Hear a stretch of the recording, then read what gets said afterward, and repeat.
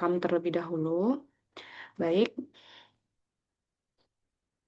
baik. Assalamualaikum warahmatullahi wabarakatuh. Waalaikumsalam warahmatullahi Waalaikumsalam wabarakatuh. warahmatullahi wabarakatuh. Baik, selamat malam teman-teman semua. Salam sejahtera untuk kita semua. Alhamdulillah, puji syukur kita panjatkan kehadirat Allah Subhanahu wa Ta'ala, Tuhan yang Maha Esa, atas limpahan nikmat dan kesehatan, sehingga kita dapat berkumpul di kesempatan malam hari ini dalam rangka untuk mengikuti pemaparan materi histologi terkait mikroskop, pengenalan mikroskop, dan juga jaringan epitel, yang semoga nanti bisa menjadi tambahan ilmu untuk teman-teman semua. Sebelumnya, perkenalkan saya Rania Maharani selaku tim dari Syiar Pelayanan Kampus KMM Ashifa Kalkaneus yang akan menjadi moderator dan juga sekaligus sebagai MC pada malam hari ini. Sebelum kita masuk ke acara inti, saya izin untuk menyampaikan sebuah ayat ya teman-teman. Jadi, em, wahai orang-orang yang beriman, apabila dikatakan kepada kamu, berilah kelapangan di dalam majelis-majelis ilmu, maka lapangkanlah. Niscaya Allah akan memberi kelapangan untukmu. Apabila dikatakan berdirilah kamu, maka berdirilah. Niscaya Allah akan mengangkat orang-orang yang beriman di antaramu dan orang-orang yang diberi ilmu beberapa derajat. Allah Maha Teliti terhadap apa yang kamu kerjakan. Dari ayat tersebut, semoga kita termasuk orang-orang yang senantiasa diberikan kemudahan dan juga kelapangan dalam menuntut ilmu. Salah satunya dalam menuntut ilmu di kegiatan pengenalan mikroskop dan jaringan epitel pada Kalkaneus malam hari ini.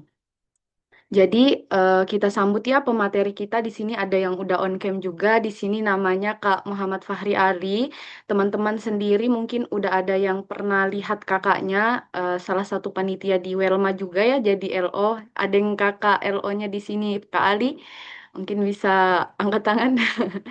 Oke, itu intermezzo aja ya teman-teman. Jadi nama panjangnya Kak Muhammad Fahri Ali, di mana Kak Muhammad Fahri Ali ini itu adalah mahasiswa kedokteran angkatan 2024 yang pastinya gacor ya dan apa ya maksudnya nilai-nilai histologinya tuh selalu tinggi, nggak pernah remet gitu ya.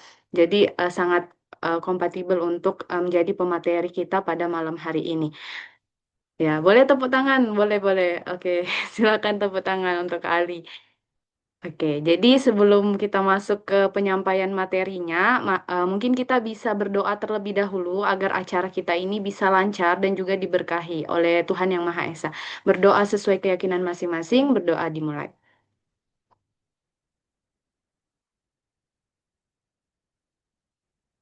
Oke, berdoa dicukupkan. Sekarang mungkin kita bisa langsung saja masuk ke sesi penyampaian materi kepada Kak Muhammad Fahri Ali atau biasa dipanggil Kak Ali. Waktu dan Zoom kami persilahkan. Baik, terima kasih Kak Rania. Saya harap selain kalian baca doa belajar, kalian juga baca doa supaya tidak tidur ya teman-teman. Soalnya namanya histologi, ini banyak yang bilang ilmu hantu. Sebentar saya izin share screen dulu.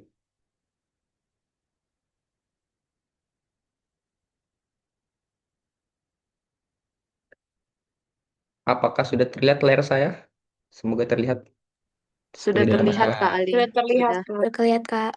Oke, baik, terima kasih. Jadi saya izin mulai saja. Tadi saya sudah diperkenalkan oleh Kak Rania.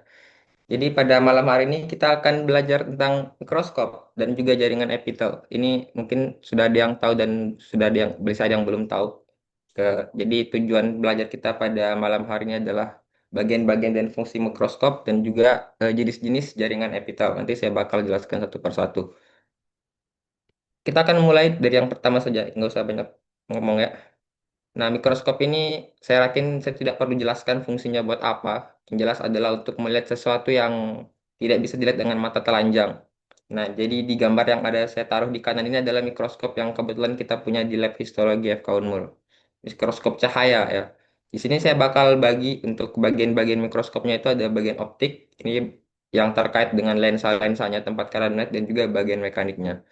Ini bagiannya nama mikroskopnya mikroskop Olympus CH20. Yang kita punya di Levisto itu tidak sebagus yang di gambar ini. Yang di gambar ini masih kinclong banget saya lihat kiri saya punya. Ya. Kalau yang di lab PK yang di AW sana itu bukan mikroskop ini, tapi lebih bagus dia punya. Nah, kita mulai dari bagian pertama, bagian optik, komponen yang membentuk dan juga memperbesar bayangan objek. Ini bagian lensa-lensanya. Yang pertama ada lensa okuler. Lensa okuler itu saya tidak ada pointer di sini kayaknya. Lensa pointer itu yang ada di sini ya. Yang warna hitam ini paling atas nomor satu. Ini memperbesar bayangan dari lensa objektif. Ini fungsinya tuh sebenarnya tempat kalian ngelihat doang. Kalian tuh ngeliat lewat lensa okuler ini. Dia ini punya perbesaran 10 kali. Artis yang kita pakai di F1 Mall. Jadi nanti ini bakal masuk di ujian kok. Kalian bakal ditanyain ini nama bagiannya apa. Kalau untuk ujian mikroskop ini. Jadi ya ini mungkin masih basic. Saya yakin di teman-teman di SMA sudah banyak yang tahu juga. Kemudian kita punya lensa objektif. Nah, lensa objektif ini yang warna silver ini, yang ada berapa? Ada empat di sini. Mohon Itu, maaf Kak Ali, izin interupsi. Jadi ini slide-nya tidak bergerak ya. Jadi masih di slide satu. oh iya kah? Alamak. Iya, bisa di Iya, slideshow Kak. dulu mungkin biar bisa bergerak ke Wait, slide wait. selanjutnya. Nggak ngomong dari awal, Ran. Parah. Mhm. Oke, Ya, Kak. maaf ya Kak Ali, maaf. Oke, Eh, apakah sudah bisa? Coba di sebentar ya guys. Bisa di Oke. Oke, bisa dilanjutkan Kak Ali. Mohon nah, maaf atas interupsinya. bisa nggak? Ya, sudah bisa. Oke, bagus. Tadi nggak ngomong kalian pada, aduh, interupsi aja guys, jangan takut. Ya.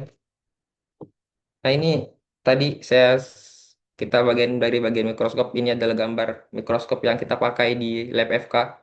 Dia ada gambar di kanan ini. Mikroskop ini namanya mikroskop cahaya. Jadi dia sumber cahaya. Jadi dia pakai sumber cahaya bisa berupa cermin atau lampu.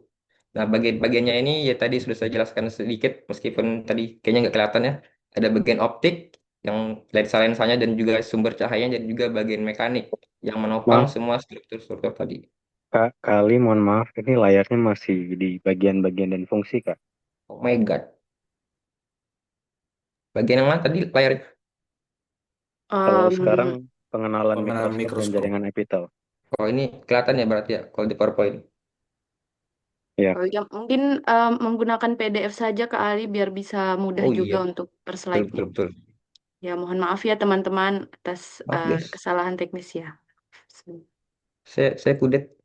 Ya, mana banyak lagi.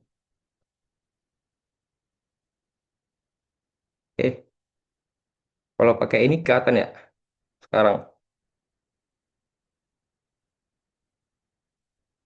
Ya, sebelum Hmm, dimulai mungkin bisa dicoba untuk di so- slideshow dulu baru digeser ke Ali supaya memastikan. Oke. oh wait wait, kayaknya aku tahu masalahnya di mana. Harusnya ini. Nah, Oke, bisa hide picture dicoba buat ini, ini, hide controls.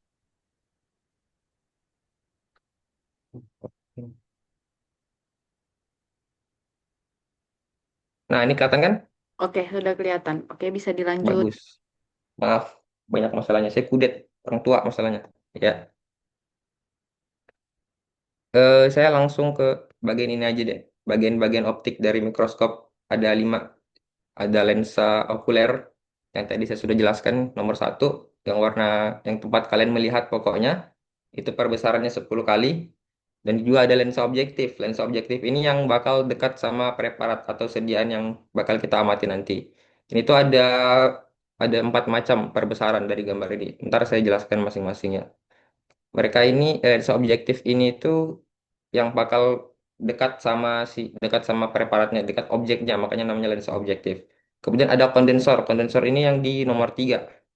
Di nomor 3. Mereka ini yang memfokuskan cahaya dari supaya bisa masuk ke lensa objektif supaya preparatnya itu jadi terang. Nah, cahaya ini datang dari mana? Cahayanya ini datang dari diafragma dan juga dari cermin. Yang kita alurnya itu dari nomor 5, 4, 3, 2, dan 1. Kalau cara supaya kita bisa melihat di mikroskop itu. Pertama, cermin atau lampu yang ada di nomor 5 itu bakal nyinarin cahaya yang bakal masuk ke diafragma. Diafragmanya ini itu bisa kalian putar-putar yang di nomor 4. Di sini mungkin nggak terlalu kelihatan jelas, tapi bisa kalian putar-putar supaya kalian tuh bisa ngatur intensitas cahaya yang masuk ke dalam kondensor tadi. Nah, di dalam kondensor ini dia ngatur seberapa fokus supaya banyak cahaya yang bisa masuk supaya bisa jelas terlihat. Kalau emang kalian belum praktik sih, mungkin agak susah dibayangin ya. Tapi saya harap semoga bisa mengerti. Kemudian setelah itu, setelah tadi prepartnya terang, setelah prepart yang kalian taruh di mejanya itu terang, kalian lensa objektif itu udah bisa memperbesar bayangannya. Perbesarnya itu ada 4 macam. Kalian bisa baca di sini ada 4, 10, 40, dan 100 kali. Dan kemudian setelah itu akan diteruskan ke lensa okuler supaya kalian bisa lihat. Nah, untuk lebih jelasnya yang tadi, ini lensa objektif itu ada 4 macam. Di sini ada 5, ada 4 kali, 10 kali, 20 kali, dan 40 kali, dan 100 kali. Tapi kebetulan yang kita punya ini tidak punya perbesaran 20 kali. Jadi hanya ada 4 macam. Dan masing-masing warna pada lensa objektifnya itu mewakili perbesaran tertentu. Bisa kalian lihat sendiri. Kalau yang paling kecil 4 kali itu warnanya merah, emang paling pendek lensanya. Kemudian ada yang 10 kali, ada yang 40 kali, yang warna biru, dan ada yang 100 kali. Nah, perbesaran 100 kali ini tuh karena dia gede banget, itu dia perlu minyak imersi supaya prepart yang kalian tampilkan nanti itu bisa lebih jelas. Nah, cara menghitung perbesarnya itu sebenarnya ada satu ya. Karena di sini kan lensa okuler sendiri itu sudah punya perbesaran, sedangkan lensa objektif itu juga punya perbesarannya sendiri. Jadi kalau kalian ingin ditanya nih, berapa perbesaran yang kamu pakai untuk melihat sesuatu di mikroskop? Misalnya kalian lagi pakai lensa objektif yang perbesarnya ini 4 kali, yang warna merah ini. Nah, karena kalian punya lensa okuler yang fix 10 kali, jadi kalian tinggal kalikan 10 kali 4, berarti perbesaran kalian adalah 40 kali.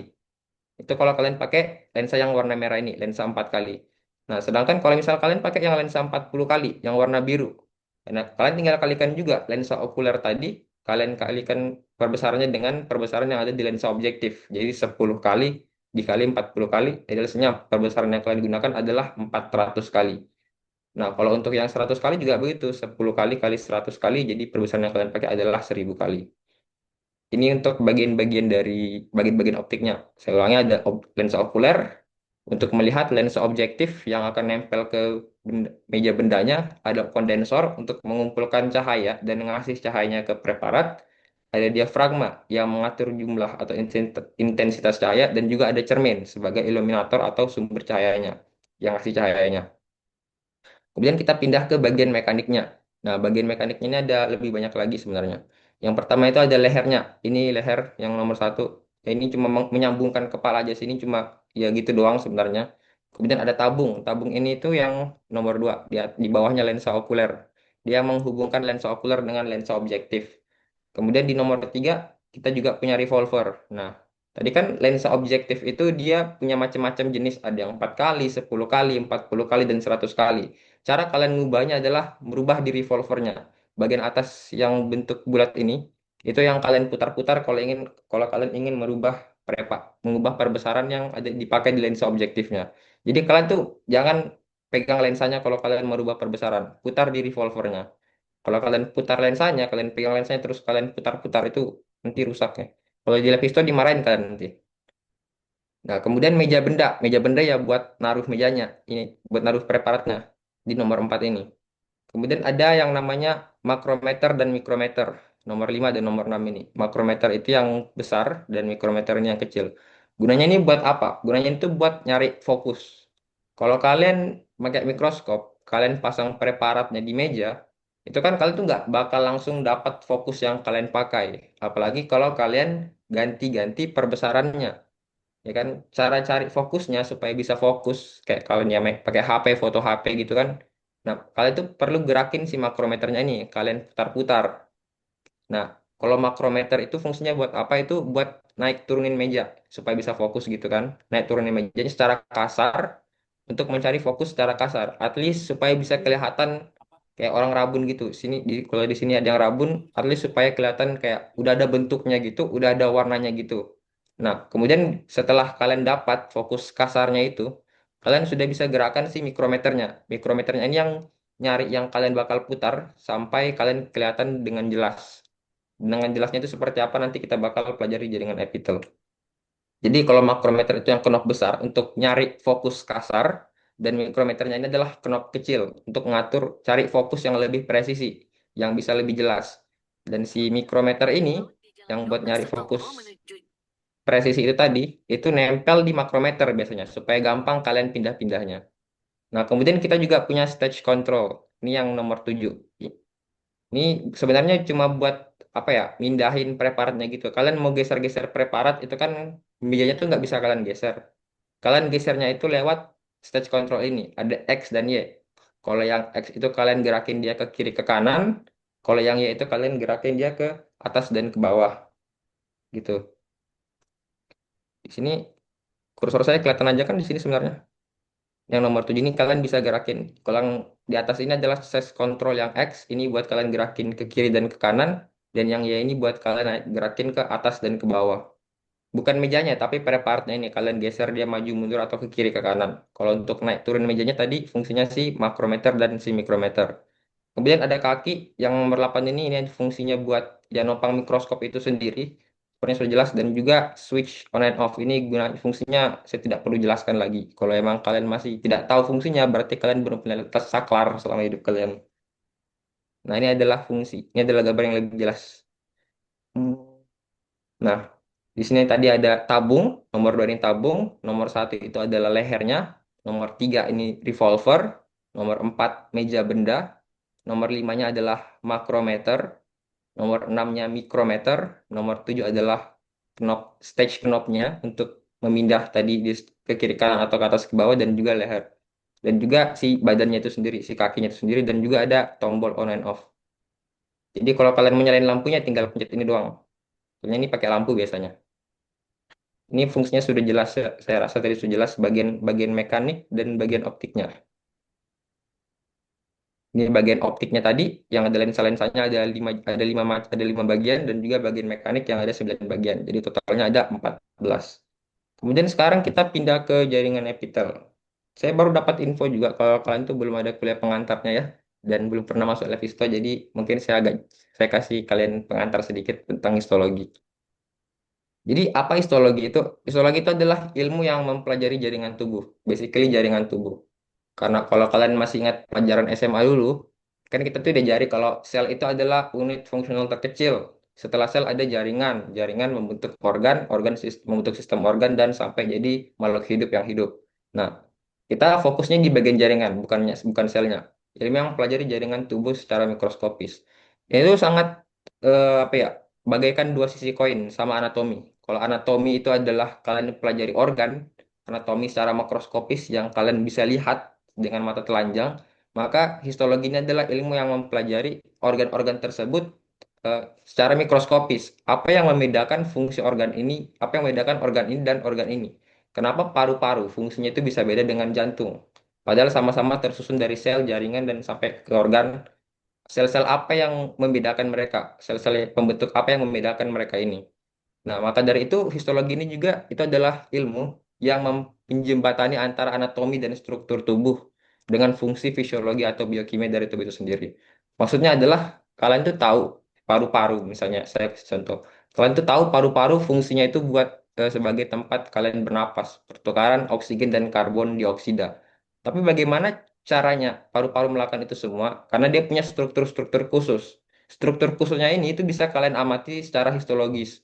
Karena dari sel-selnya itu sendiri, mereka tuh punya bentuk atau struktur khusus yang memungkinkan dia melakukan fungsi tertentu. Misalnya pada paru-paru, dia punya sel-sel alveolus. Mungkin kalian belum pernah lihat. Nanti kita lihat di sini. Coba kalian bisa lihat. Udah, maaf, notif azan. Ya.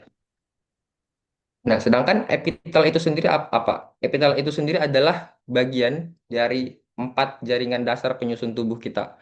Jadi tubuh kita itu disusun oleh 4 jaringan dasar ya. Yang pertama adalah jaringan saraf atau nervous tissue, textus nervosum, yang unit struktural paling kecilnya adalah neuron. Kemudian ada jaringan epitel itu sendiri, namanya textus epithelium, nanti kita bisa jelaskan. Dan ada jaringan otot dan juga jaringan ikat, textus muscularis dan juga textus connectivus. Yang kita bakal fokus pada malam hari ini adalah jaringan epitel. Nah, epitel ini adalah jaringan, adalah sel-sel yang tersusun, adalah jaringan yang tersusun dari sel-sel yang sangat rapat.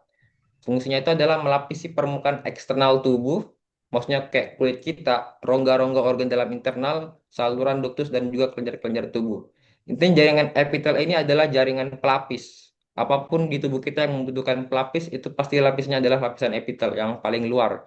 Kayak kulit, kulit ini dibentuk oleh jaringan epitel. Mereka ini sangat rapat sehingga kalian tidak bisa secara gampang kayak merusak kulit kalian.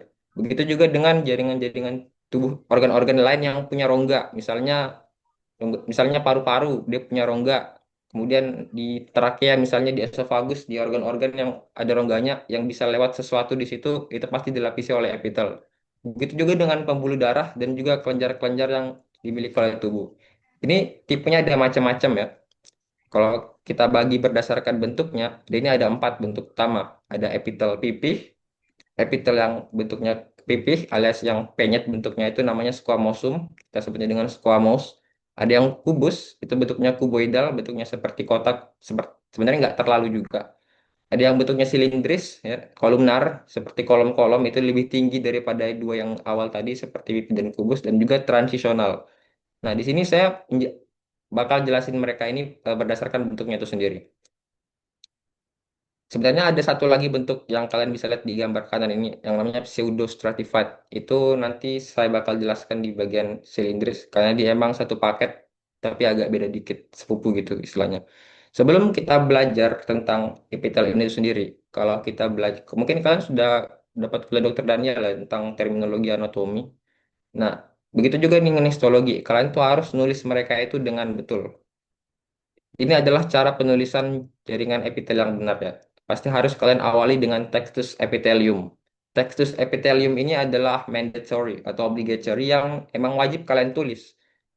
Textus itu artinya jaringan dan epithelium itu adalah ya epitel. Jadi kalau kalian mau nulis jaringan epitel harus kalian awali dengan jaringan epitel, textus epithelium. Kemudian kalian lanjut dengan jumlah lapisannya. Ada yang selapis, ada yang berlapis-lapis. Ini nanti saya bakal jelaskan. Kemudian kalian lanjut dengan bentuk epitel yang tadi, yang 4 tadi. Ada yang pipih, ada yang kubus, ada yang kolumnar, ada yang transisional. Kemudian apakah dia bertanduk atau tidak? Ini tanduknya nanti bukan tanduk yang seperti yang kalian bayangkan ya. Di sini ada yang saya kasih bintang, yaitu di jumlah lapisan dan juga bertanduk atau tidaknya. Karena emang ini hanya berlaku pada jenis epitel tertentu. Misalnya di sini saya mau nulis nih, jaringan epitel pipih, epitel selapis pipih yang tak bertanduk. Maka sini saya tulis textus epithelium, ini wajib. Kemudian karena dia selapis, maka saya tulis simplex. Karena kemudian karena bentuk epitelnya adalah epitel yang pipih, maka dia epitel squamous. Karena di sini dia tidak bertanduk, berarti non cornificatum. Kemudian jaringan epitel pipih, dia udah berlapis, pipih bertanduk. Sama sebelumnya, dia pipih, tapi sekarang dia berlapis dan juga dia bertanduk. Maka kita awali dengan nama awal yang sama, nama depannya Textus epithelium stratificatum.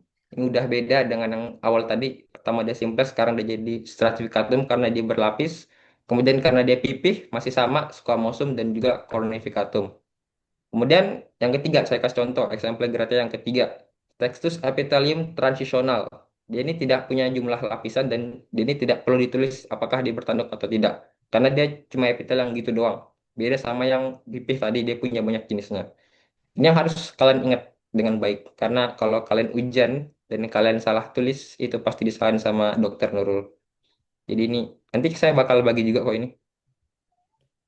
Oke, kemudian kita akan belajar pertama tentang epitel pipih tadi, epitel squamosum. Nah, dia ini ada beberapa jenis ya. Ada yang selapis doang, tadi simplex. Kalau dia jumlah lapisannya cuma satu, selapis kita tulisnya dengan simplex. Kalau dia berlapis, kita tulisnya dengan stratificatum. Entah berapa lapis, intinya 2 lapis atau lebih. Kemudian yang berlapis ini itu sendiri, dia ini punya 2 jenis. Ada yang bertanduk atau yang tidak bertanduk. Di gambar ini saya rasa lumayan terlihat dengan jelas ya perbedaannya yang bertanduk dengan yang tidak bertanduk. Kalau yang bertanduk, dia punya sebuah lapisan tanduk namanya di atasnya. Ini adalah sel kulit mati. Sel kulit mati yang berkeratin. Kalau yang non konficatum ini dia tidak punya hal yang sama. Dia tidak bertanduk. Jadi kalau kalian nulisnya misal kita menulis epitel pipih berlapis tidak bertanduk. Jadi kaidah penulisan tadi adalah textus epithelium, jumlah lapisannya, stratificatum, kemudian bentuk epitelnya adalah epitel pipih dan juga karena dia tidak bertanduk, jadi kita tulis non cornificatum. Itu. Ingat, ingat ini harus diingat banget kaidah penulisan tadi. Kemudian kita lanjut ke, nah ini adalah teks kita akan mulai ke epitel pipih yang pertama dulu, yang simplex, yang satu lapis doang. Ini kalian mungkin nanti bakal akrab dengan gambar yang ada di layar kalian, gambar yang kebanyakan warna pink ini. Jadi ini adalah Textus epithelium simplex chromosome, jaringan epitel selapis pipih yang ada di glomerulus ginjal. Kalau kalian lihat gambar yang ada di kiri bawah, itu kalian mungkin sudah bisa lihat kalau emang simple squamous epitel itu ada bagian yang meliputi glomerulus ginjal. Ini mungkin lebih tepatnya kapsula Bowman ya saya sebutnya. Nah, kalau kalian itu ada bagian sel-sel pipih yang inti sel itu yang warna ungu ya by the way. Jadi kalau di sini, kalau kalian di gambar yang warna pink ini, itu nggak kelihatan dengan jelas. Ya begitulah histologi. Memang kadang bisa dibayangkan aja. Tapi saya rasa ini kalian bisa lihat tanda tunjuknya ya di sini. Yang ada inti sel yang warna ungu ini, yang ungu pipih ini, saya tunjuk. Itu adalah bagian dari inti selnya. Sedangkan selnya adalah si sel epitel yang pipih itu tadi. Ini bisa kalian temukan tidak hanya di glomerulus ginjal, tapi juga ada di alveolus. Mereka ini yang pipih, yang tipis gitu. Semoga kalian bisa lihat ini. Nah, ini foto yang diambil di mikroskop kita, di lab histo kita. Ini diambilnya pakai HP, jadi wajar kalau agak burik. Ini yang digambar yang dilihat, pokoknya yang melapisi sekeliling-keliling rongga warna putih ini. Itu adalah epitel yang selapis pipi. Di sini emang nggak kelihatan jelas banget ya, beda sama yang kalau kita bandingkan sama yang digambar tadi. Yang digambar mungkin yang kayak gini itu beda banget. Tapi ya, ini emang bagian dari histologi. Emang kadang nggak terlihat dengan jelas dan emang harus kalian bayangkan sendiri. Ya, begitulah histologi, teman-teman. Kalau di sini pokoknya kalau ditunjuk bagian yang di bagian sini, yang pinggir-pinggirnya ini, itu pasti epitel simplex chromosome atau yang selapis pipi. Sediaannya apa? Kalau kalian disajikan gambar kayak gini, itu sedianya pasti glomerulus ginjal, tempat filtrasi. Next. Nah, next ini adalah epitel epitel pipih masih pipih, tapi dia berlapis dan tidak bertanduk, non cornificatum. Ini sediaannya ada di esofagus, teman-teman. Nah, kalau kalian lihat ini bagian yang saya kasih warna biru, ini adalah epitelnya. Di sini epitelnya mungkin nggak terlihat jelas banget kalau dia itu sebenarnya warna putih ya, tapi warna pipih maksudnya. Tapi sebenarnya mereka ini pipih karena dia tuh saling berlapis, menindih satu sama lain, dan mereka ini tuh berlapis-lapis gitu, berlapis-lapis pipih dan tidak ada tanduknya di atas. Jadi kalau kalian menulisnya ini adalah textus epithelium, mandatory, obligatory tadi, kemudian stratificatum, apakah dia berlapis atau tidak? Karena ini berlapis, jadi kita tulisnya stratificatum. Kemudian squamosum, karena dia masih pipih. Kita anggaplah mereka ini pipih, meskipun nggak terlalu terlihat kalau mereka ini sebenarnya pipih. Kemudian karena mereka tidak ada lapisan tanduknya, berarti kita tulis non cornificatum. Itu bisa ditemukan di esofagus. Dan ada satu lagi yang selain di esofagus, ini juga bisa ditemukan di mana? Ini, oh ya, ya ini masih di esofagus sebenarnya. Ini foto yang saya ambil dari panduan histologi yang ada di lab histo. Ini saya colong. Saya foto terus saya colong. Kebalik, saya colong terus saya foto gitu. Ini bagian yang warna ungu gelap ini. Ini adalah ini epitel pipih berlapis yang tidak bertanduk. Ada panduannya kok. Ini nanti kalian bakal dapat sih sebenarnya nih foto-foto kayak gini. Ujung petunjuk ke permukaan adalah epitel berlapis pipih tanpa tanduk. Sediaannya ini adalah esofagus. Kemudian ada yang di vagina. Vagina itu sama. Dia itu sama kayak esofagus untuk epitel penyusunnya. Dia epitel pipih berlapis, tidak bertanduk. Textus epithelium stratificatum squamosum non cornificatum. Ada di vagina. Ini bisa kalian lihat jelas, ini lumayan lebih jelas sih. Kalau kelihatan ini lebih pipih-pipih dan bentuknya tidak beraturan. Ini berlapis pipi dan tidak bertanduk. Tidak ada lapis erupsi di atas. Oke, di vagina. Ini juga foto yang diambil dari mikroskop. Mikroskop ini adalah preparat kita agak kotor ya sebenarnya. Tapi di sini apa? Saya rasa kelihatan jelas kalau yang bagian pink ini kan putih ini lumen ya kosong. Sedangkan ini adalah bagian epitel pertama karena dia melapisi bagian di bawahnya. Ini epitelnya. Epitelnya itu cuma sampai segini doang. Dia agak kalau cara membedakannya dengan esofagus tadi gimana? Vagina itu biasanya lebih tipis. Epitelnya lebih tipis daripada yang ada di esofagus. Dia nggak serame ini. Ini tuh tebal banget. Kalau yang di esofagus ini tuh tebal banget lapisan epitelnya. Sedangkan yang di vagina itu dia agak lebih tipis. Kalau kalian lihat di mikroskopnya langsung ini bakal kelihatan banget kok kalau emang dia itu lebih tipis. Kemudian tadi karena stratifikatum itu ada yang bertanduk, kita akan pindah yang ke bertanduk. Ini adanya di kulit. Kalau di sini ada ini tadi sama kayak sebelumnya lapisan epitel pipih yang berlapis-lapis dan di atasnya adalah lapisan sel mati cornificatum. Ini sel kulit mati yang berkeratin. Kalau ini nanti kalian sebenarnya bakal belajar lebih lanjut di blok 6, blok yang katanya paling susah itu. Ternyata enggak juga. Jadi lapisan sel kulit mati yang tidak ada di sediaan sebelumnya kayak esofagus dan vagina ini adalah sel-sel mati yang kemudian dia itu membentuk lapisan pada kulit kayak kulit ini. Makanya tuh adanya di kulit doang. Soalnya kalau kita bahas sel kulit mati itu kan biasanya tuh berkaitan dengan kulit ya kayak jadi daki dan segala macam. Nah, ini tuh bagian dari proteksi tubuh. Fungsinya lapisan sel kulit mati ini adalah untuk melindungi tubuh. Karena lapisan-lapisan di bawahnya ini tuh perlu perlindungan. Apalagi kalau kulit kan bersentuhan dengan dunia luar, pasti banyak gesekan, pasti pasti kena banyak mungkin trauma-trauma fisik. Jadi makanya lapisan sel kulit mata ini, lapisan cornificatum ini perlu. Lapisan epitel pipih tadi, kalau mereka sudah tua, mereka sudah mati, mereka bakal membentuk lapisan di atasnya.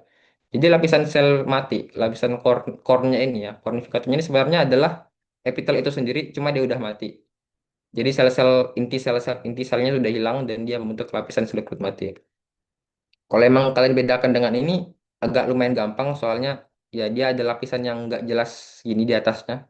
Beda dengan yang dia ada di esofagus tadi. Nah, sedianya ini cuma ada di kulit. Kulit tebal atau kulit tipis itu nanti kalian bakal tahu juga. Kalian bakal pelajari sendiri.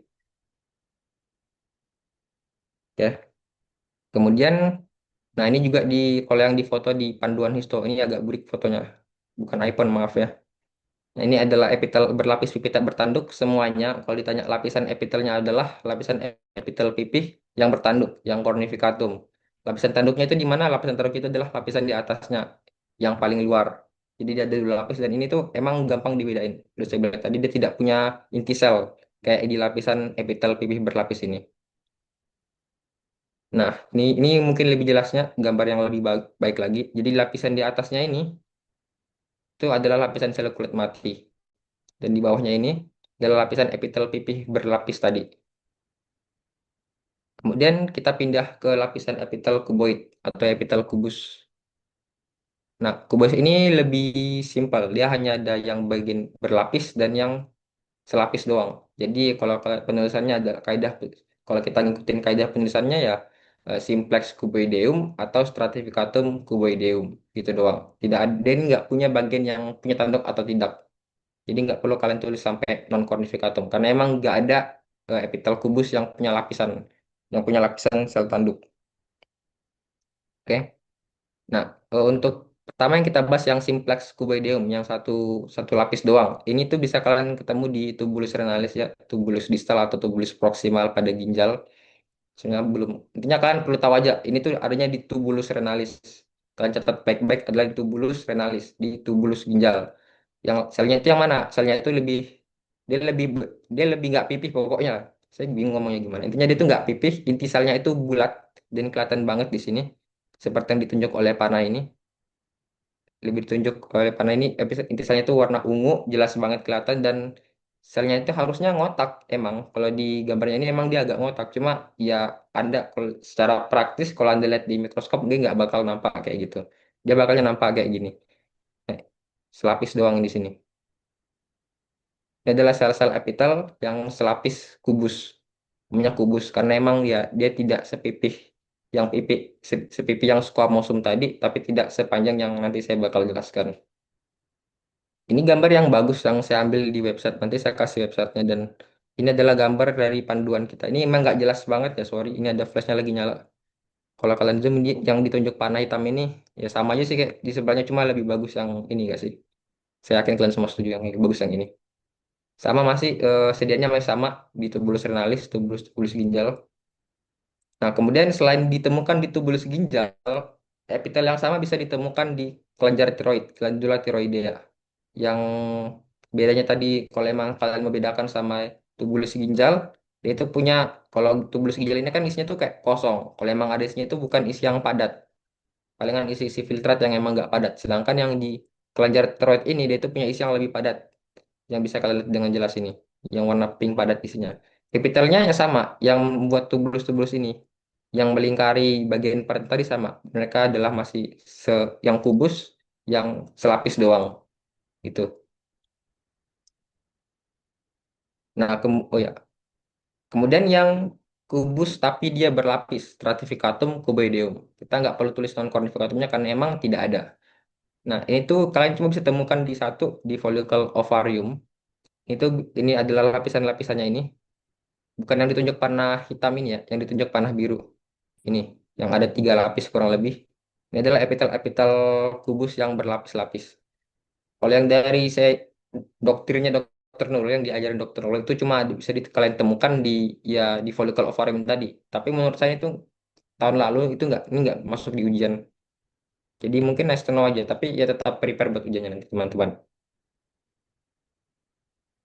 Jadi sekarang kita pindah ke epitel kolumnar atau epitel yang silindris tadi bentuknya. Nah, epitel yang kolumnar atau silindris ini ada dua juga, sama kayak kubus tadi. Dia antara punya selapis doang atau dia berlapis. Berlapisnya pun sebenarnya ya bukan dia jadi panjang banget. Kalian bisa lihat di ilustrasinya ini. Ini ada epitel kubus di bawahnya, kemudian di atasnya baru dia lapisan silindris tadi yang kolumnar.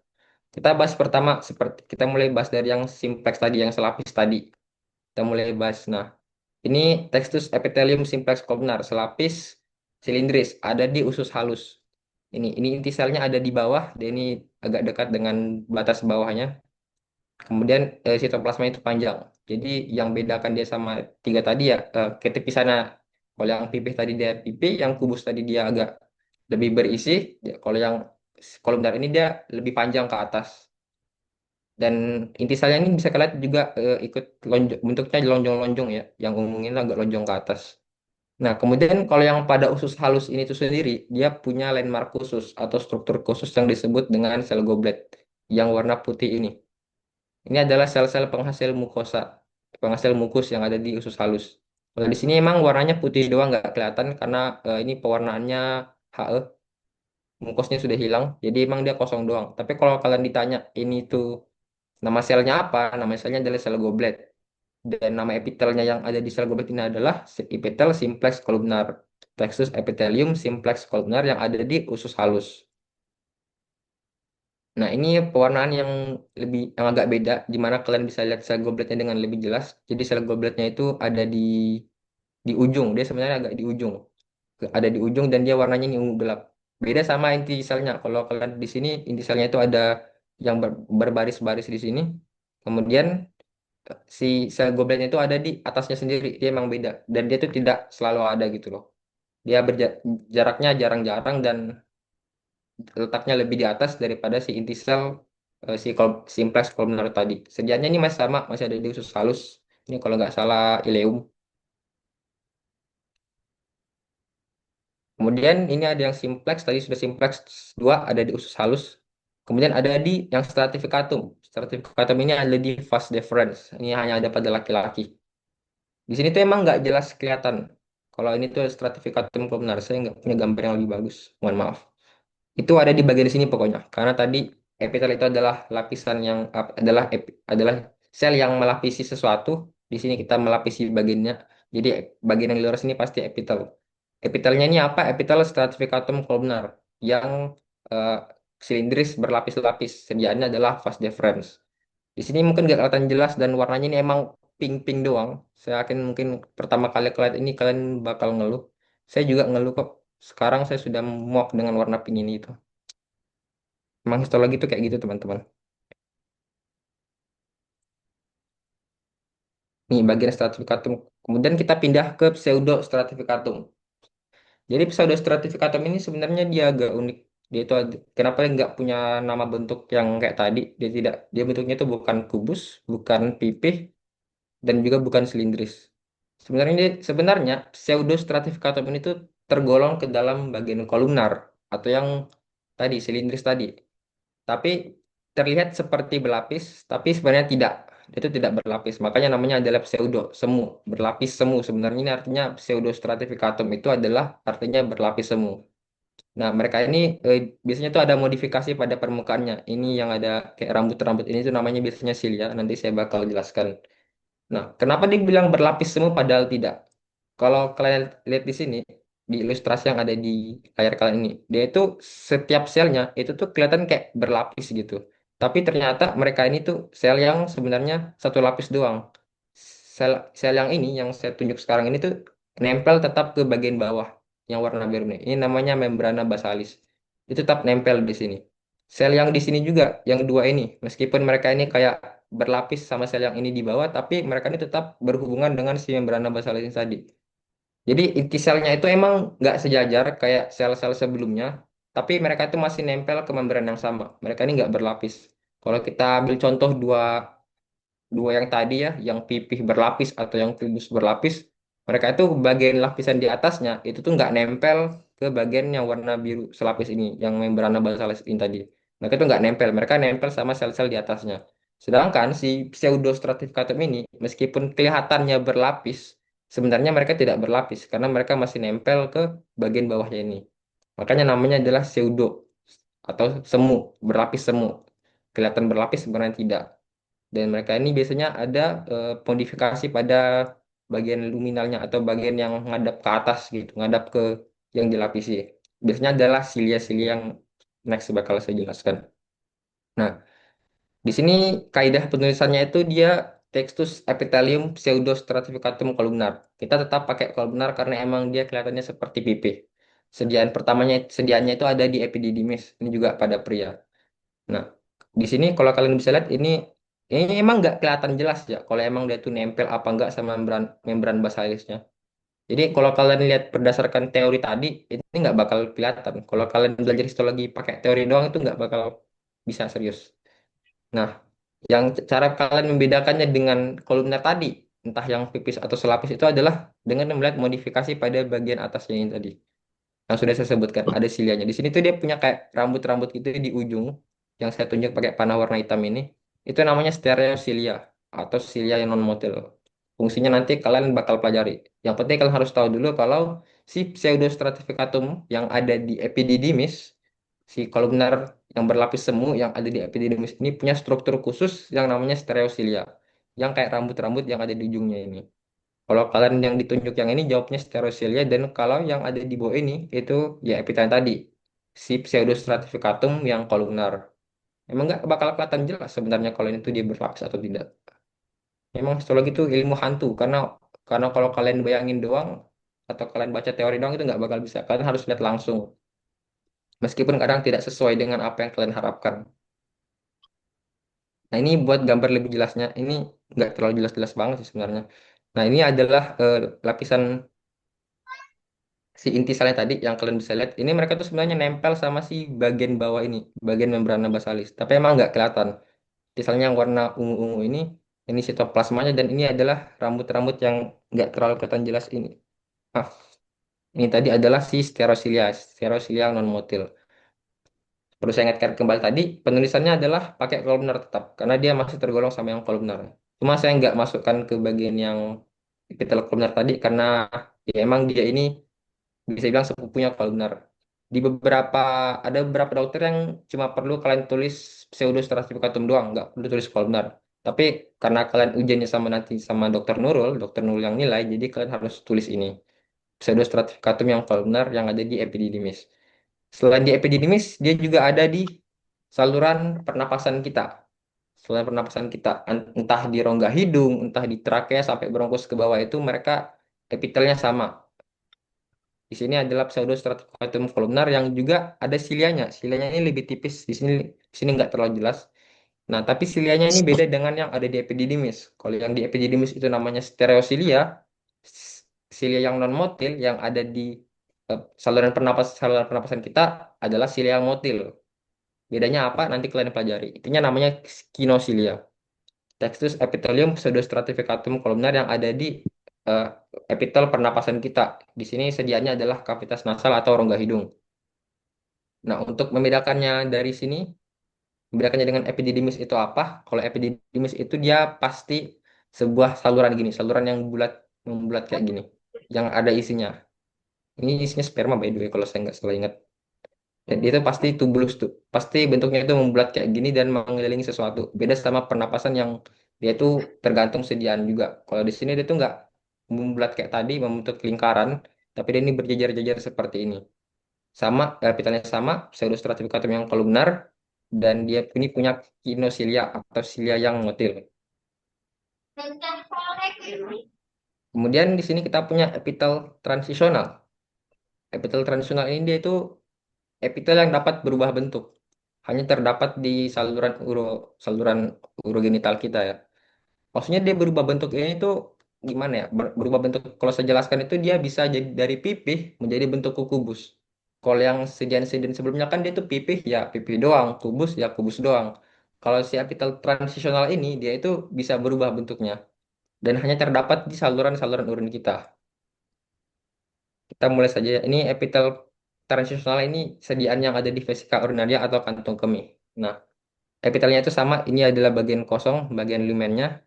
Di atasnya ini ada lapisan. Jadi cuma punya tipis lapisannya kalau yang ada di vesika urinaria. Memang nggak jelas banget bentuknya di sini, agak tidak beraturan. Nah, di sini dia punya landmark, beberapa landmark penting yang harus kalian tahu. Yang pertama ada sel payung atau umbrella cell, ada sel raket sel dan ada sel basal. Sel payung ini yang paling luar, paling paling apa ya, paling tepi lah. Dia paling menghadap ke dalam rongganya itu sendiri, yang ada di atas atas ini. Yang pokoknya yang di atas ini namanya sel payung. Dinamakan sel payung karena dia istilahnya mempayungi sel-sel di bawahnya. Sel-sel di bawahnya itu adalah sel raket yang ada di tengah atau intermediate. Ini emang nggak jelas banget ya yang mana sel raket, yang mana sel payung. Intinya sel payung itu yang ada di atas, sel raket itu tepat ada di bawahnya, dan yang paling bawah yang nempel ke sini, ini kan udah bukan sel nih, udah bukan epitel yang di bagian sini, yang nggak jelas banget bentuknya ini. Ini udah bukan sel, dan yang nempel, yang berdekatan dengan lapisan yang nggak jelas itu adalah sel basal. Jadi sel payung di atas, sel raket, kemudian sel basal. Kalau kalian ditunjuknya di bagian yang di sini, meskipun kalian nggak bisa bedakan itu raket apa payung, udah kalian jawab aja sel basal gitu. Karena emang dia bentuk tempat yang paling bawah. Sedianya ini ada di mana? Ada di vesika urinaria atau kantung kantung kemih. Nah, epitel transisional ini tuh kalian tidak perlu tulis apakah dia punya berlapis atau tidak, apakah dia punya tanduk atau tidak. Kalian cuma cukup tulis bentuknya aja. Textus epithelium transitionale, transisional. Gitu aja doang kalian tulis. Nah, selain ada di situ, dia juga ada sebenarnya ada di ureter, tapi di sini saya nggak punya. Saya masih punya foto yang sama di vesika urinaria. Ini adalah foto dari lab histologi kita yang saya juga ambil diam-diam. Jangan dilapor ke Dokter Nurul, please. Kemudian ini seperti yang saya bilang tadi, bagian atas yang ini sebenarnya agak lebih pipih ya. Sel payung ini yang ada di atas, yang menghadap ke lumen. Ini namanya lumen, rongganya itu sendiri, yang tidak ada sel isinya di sini. Jadi itu ada sel payung. Oh, ada sel raket yang ada di tepat di bawahnya si sel payung yang dinaungi oleh beberapa. Jadi sel raket ini beberapa sel raket dipayungi oleh si sel payung dan di bawahnya sel raket adalah si sel basal. Dan ya, ada pertanyaan nggak teman-teman? If there is any questions or anything that you guys would like to clarify further, bisa dipertanyakan ya sekarang. Ini apakah Eh, sesi pertanyaannya boleh sekarang? Boleh, ini juga kebetulan udah ada yang nanya dari Gusti. Silia ini kayak yang buat nganter ovum gitu ya Kak, atau beda lagi? Iya, coba di chat ya ini, di kolom chat ya. Iya, di kolom chat. Ini bisa Silia bisa ini, respon aja sebenarnya. Mana gambarnya ini? Saya terlalu banyak chat. Sel-selnya, saya nggak baca semua lagi. Mana selnya? Silnya ini kayak yang buat ngantar ovum gitu ya Kak, iya atau sih, beda lagi? iya benar-benar. Hmm, ini tuh Silya yang kalau kalian ini kayaknya udah ada yang belajar blok 5 jadinya. Tapi ya emang ada, tapi kita nggak bahas yang itu karena saya tidak punya sediaan tuba follow itu. Kalian belajarnya di tempat lain. Nah, yang kalian perlu tahu tadi itu Silya yang ada di itu tempat tadi, yang ada di epididymis dan yang ada di epitel pernapasan. Yang di epididymis ada si stereocilia, yang di epitel pernapasan dia ada si kinosilia yang motil dan non motil. Untuk fungsinya lebih jelasnya itu kalian tidak perlu tahu sekarang. Saya tidak mau menyulitkan kalian sekarang karena yang sekarang sudah sulit gitu. Apakah ada yang ingin bertanya lagi? You can raise your hands. Cara kakak tahu perbedaan gimana kak? Kan ilmu gaib itu kak perlu lihat langsung, nggak cuma teori aja soalnya. Cara taunya adalah satu, sering-sering ke Lepisto. Kalian harus akrabkan diri dengan kalian dengan Pak Hasan, itu asistennya Dokter Nurul. Kita balik beberapa slide ke belakang ya, teman-teman. Nah, di sini kan emang kalau kalian saya ambil contoh yang paling nggak jelas deh, ini. Itu emang nggak jelas. Kalian itu kalau ditunjuk yang ini, mungkin kalian langsung ngeblank di dalam lab. Kalian tuh nggak tahu ini tuh yang ditunjuk apa, warnanya nggak jelas, ya kan? Tapi kalau emang kalian sering lihat, kalian tuh yang kalau kalian belajar ke lab histo sana, yang kalian harus lihat itu adalah cari sediaannya yang ada di materi ini. Misal kita sekarang belajar epitel. Tadi saya kasih sediaan ada usus halus, ada glomerulus ginjal, ada vesika urinaria, dan yang lain-lainnya itu kalian cari di lab kita sana, kalian cari dan kalian lihat yang mana yang emang sesuai dengan di gambar ini gitu loh. Kalian tuh nggak perlu peduli sel-sel lain dulu yang fungsinya itu beda-beda, yang lapisannya itu beda-beda. Kalian cuma perlu fokus apa yang kalian pelajari sekarang. Kira-kira ada yang mau tanyakan lagi nggak? Ada yang nanya nih Boleh Kak, Resi. dari sebentar ya Reva, ini ada yang bertanya sebelumnya dari Putri Fatima. Kak, semisal saat ujian ada salah penulisan nama atau landmarknya juga bisa ada kemungkinan dapat pengurangan nilai ya Kak? Em, itu dokter Nol itu menurut saya baik sih. Tapi kalau untuk sekarang, karena kalian ini belum masuk ke lab histo dan emang masih pengenalan gitu ya kan. Nah, jadi kalian itu harus tahu basicnya dulu. Jadi penulisan namanya ini harus benar. Jadi kalian nggak boleh skip tadi. Yang mandatory, yang obligatory tadi, yang textus epithelium, dan selain-selain itu kalian emang harus hafal ya cara penulisannya. Itu harus emang harus sudah pakem di kepala sih. Itu harus di luar kepala kalian udah harus tahu sih. Soalnya cara penulisan yang kayak gitu, itu tuh bakal kalian pakai terus sampai setahun pertama kalian ini. Selama kalian masih sering ke lab histo, itu bakal kalian pakai terus. Jadi emang usahakan buat tidak salah dalam penulisan kata-katanya. Gitu. Oke, jadi iya benar ya kata Kak Ali, saya izin nambahin. Jadi histo itu kalian kan di tahun pertama tuh bakalan full dengan histologi, bukan di blok satu aja guys. Nanti di blok 2, 3, 4, 5, 6 itu tetap belajar histo dan ada epitel dan kadang masuk di ujian. Jadi penulisan namanya kalau bisa dari blok satu udah dipakemkan di kepala ya. Jadi kalau bisa selalu menulis dengan nama lengkapnya. Baik, mungkin tadi Reva ya bisa untuk on mic mungkin. Ya, silakan Reva. Baik, Kak, terima kasih atas kesempatannya. Sebelumnya perkenalkan saya Reva Mariselia Krinata, biasa dipanggil Reva. Saya di sini izin tanya, mungkin teman-teman tadi sudah tanya mengenai histologinya ya, Kak. Saya di sini mau tanya tentang mikroskopnya. Nah, kalau yang di materi yang sudah Kak Ali paparkan tadi kan saya lihat lensa okulernya itu dua ya, Kak, termasuk yang di FK. Nah, biasanya kadang tuh saya temui ada mikroskop yang lensa okulernya itu cuma satu. Kalau misalkan nih Kak, kita temui mikroskop yang lensa okulernya cuma satu. Yang pernah saya dengar itu sebenarnya melihat preparat dengan baik itu menggunakan kedua mata. Jadi dua mata itu kedua mata itu langsung melihat preparatnya, nggak cuma kadang kan cuma nutup satu mata terus satu mata yang lain lihat preparatnya. Nah, itu kira-kira kalau misalkan di lab FK tuh dihitung juga nggak Kak sikap kita terhadap eh, penggunaan mikroskop tuh gimana? Terima kasih Kak. Oke, saya jawab pertanyaan terakhir dulu ya. Kalau untuk sikap saat penggunaan mikroskop ya intinya kalian harus sopan. Cuma kalau untuk make apakah kalian pakai tangan kiri atau pakai mata kiri atau kanan? Aduh, salah ngomong. Saya ambil contoh ini. Kalian lihat di sini ada panah ya kan? Ada panah yang warna hitam ini yang kayak jarum ya kan? Ini tuh nanti bakal dipakai di soal. Jadi kalau kalian ujian histologi, yang jarum warna hitam inilah yang bakal nunjuk apa yang bakal jadi pertanyaan itu nanti. Entah dia nanya epitelnya kah, dia nanya selnya kah atau apa. Yang jarum ini yang bakal dipakai. Nah, dan jarum ini tuh cuma ada di satu lensa doang, biasanya lensa yang kanan. Jadi kalau meskipun kita itu punya dua lensa okuler tadi, yang kalian bakal pakai buat ngelihat sel itu ya yang pakai yang kanan itu, yang punya jarumnya itu tadi. Jadi mau kalian tutup mata sebelah juga itu nggak masalah. Soalnya pas ujian juga kayaknya itu nanti ada instruksinya kok. Kalau ujian itu kalian bakal ditulis di situ. Lihat pakai lensa yang kiri atau kanan gitu. Kalau untuk di lab, ya asal kalian sopan, ya saya tidur juga pernah tidur kok di lab, cuma asal nggak ketahuan aja. Cuma ya asal kalian belajar gitu. Ada pertanyaan lagi nggak? Izin menambahkan juga ya kali ya, untuk sikap kita dimanapun harus sopan ya guys, jangan jangan karena di lab Wih, jadi sopan, di luar nggak sopan, harus sopan semua. Dan utamakan wih. itu kalau mau praktikum masuk ke lab histo itu harus dengan apa jas lab yang bersih dan juga jangan terlambat, itu sih sikapnya di situ. Karena di angkatan saya pernah ada yang terlambat dan nggak boleh ikut praktikum, dan kalau nggak ikut praktikum itu nggak bisa ujian. Oke, mungkin itu. Mungkin pertanyaan selanjutnya ya kali. Yang dari Gusti ini tadi, cara kakak tahu perbedaannya gimana kak? Kan ilmu gaib gitu kak. Perlu dilihat langsung nggak? Cuma teori aja langsung. Udah dijawab ya tadi? Iya, sering-sering ke lab histo. Oh oke. Nanti Sering-sering kalian ke... bakal diajarin sih. Oke, sering-sering Sering-sering. aja ke lab histo ya Gusti. Ada Pak Hasan. Pak Hasan itu tendik paling baik di FK menurut saya. Beliau sangat memudahkan kita buat belajar mandiri.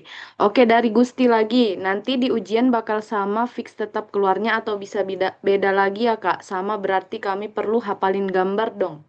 Bisa dijawab Kak Ali? Oh, ini adalah bad news. Ya, emang saya tadi ngasih beberapa contoh sediaan, tapi yang muncul itu belum tentu sediaan yang sama. Ataupun itu emang sediaan yang sama, tapi bisa jadi dia tuh ngambil di sisi yang berbeda gitu, meskipun bentuknya tetap sama. Jadi emang ya perlu hafal gambar, perlu hafal nama, perlu hafal sediaan juga. Ini untuk masih modul awal ya. Anggaplah ini tuh gampang soalnya. Ini masih gampang. Kalian harus tanamkan dalam diri kalian bahwa itu gampang. Soalnya kedepannya bakal lebih susah. Ya sih. Jadi emang ya harus ngapal gambar. Saya juga dulu di awal emang kayak pusing banget. Ini kok kayak kelihatan banyak banget gitu kan. Cuma setelah saya menghadapi blok-blok setelahnya, ini tuh jadi terkesan gampang sih jadinya. Tapi kalau emang kalian sering-sering ke lab histo, kalian sering-sering lihat kayak, oh perbedaan epitel ini tuh dengan ini tuh apa, kalian tuh bakal paham sendiri kok kayak epitel pipih itu cuma ada di ini dan ini, nggak bakal ada di tempat lain gitu. Dari bentuknya aja itu udah bisa gitu. Terjawab ya Oke. kayaknya. Ya, sudah terjawab ya guys. Kita lanjut aja ke pertanyaan selanjutnya dari Fahdina. Kak, izin bertanya, pseudostratificatum itu pasti ada bulu-bulu halusnya ya, Kak? Kalau saya jawab pasti, saya kurang tahu juga. Cuma pasti yang pasti itu adalah kalau di ujian yang dikeluarkan adalah yang punya silia, yang punya modifikasi tadi. Karena dia emang dari awal dijelaskan tadi si pseudostratificatum ini itu biasanya disertai dengan modifikasi pada permukaannya atau silianya. Bahkan di ilustrasinya itu diberikan kalau dia tuh punya silia di atasnya rambut-rambut yang ada di sini. Jadi ya buat soalnya nanti tuh pasti yang dikeluarkan yang punya. Saya juga so far belum tahu banget kalau emang ada yang tidak bersilia. Mungkin ada, cuma saya belum tahu banget. Cuma itu sih semoga terjawab. Ada pertanyaan lagi enggak? Ya, jadi pseudostratificatum yang diajari ke kita itu yang ada silianya guys. Untuk apakah ada pseudostratificatum yang nggak ada silianya? Mungkin ada, tapi kita nggak diajarin terkait itu. Jadi sementara jawabannya selalu ada ya. Baik, lanjut ke Gusti. Wah, Gusti nih mantap-mantap. Jadi Kak izin bertanya, saat ke lab histologi itu selain jas lab, kami perlu persiapan apa lagi Kak? Bisa jawab Alat Kak Ali. tulis. Alat tulis dan karena kalian tahun pertama bawa pensil warna. Nanti kalian bakal ngerti buat apa itu pensil warna. Itu aja sih. Cuma ya kalian modal jas lab, modal diri juga. Yang penting pakai jas lab itu nggak masalah kok. Tapi ya pasti bawa alat tulis. Gitu Ya, aja sih. dan pastinya mengeprint panduan ya, mengeprint tugas praktikum. Karena nanti kalian tahu warnanya itu dan panduan itu buat apa sebenarnya. Sama kalau biasanya kami tuh bisa bawa handphone ya, karena kan kita mau foto-foto sediaan. Tapi biasanya kalau di B1M5 tuh Dokter Nurulnya belum mengizinkan kita untuk membawa HP. Tapi tahun lalu angkatan saya, angkatan kita anu kan Ali, diem-diem bawa juga, jadi tetap diem-diem aja guys bawa Jangan HP-nya. jangan bawa-bawa aku tapi aku nggak foto. Aku fotonya pas belajar mandiri. Eh, Hmm. oh iya, ya beda ya. Saya bawa HP guys dan walaupun pada akhirnya kelihatan sama dokter Nurul, tapi dokternya nggak marah karena memang kan niatnya kita foto buat belajar, bukan buat apa-apa juga kan. Ya, mungkin kita lanjut ke pertanyaan selanjutnya. Kak, apakah nanti dari Tanaya, Kak, apakah nanti bakal ada pengenalan dulu bagaimana penggunaan mikroskop yang baik dan benar di awal pembelajaran atau langsung ya, Kak? Ya, pasti bakal ada. Mungkin di sini teman-teman ada yang sudah akrab dengan mikroskop, ada yang belum akrab. Tapi pasti bakal diajari juga cara pakai yang benar. Tadi kan ada banyak tuh bagian-bagian optik dan bagian-bagian mekaniknya. Kalau emang kita nih dianggap tahu semua, nanti kalian yang belum tahu itu cara makainya itu bakal ngeblank sendiri gitu.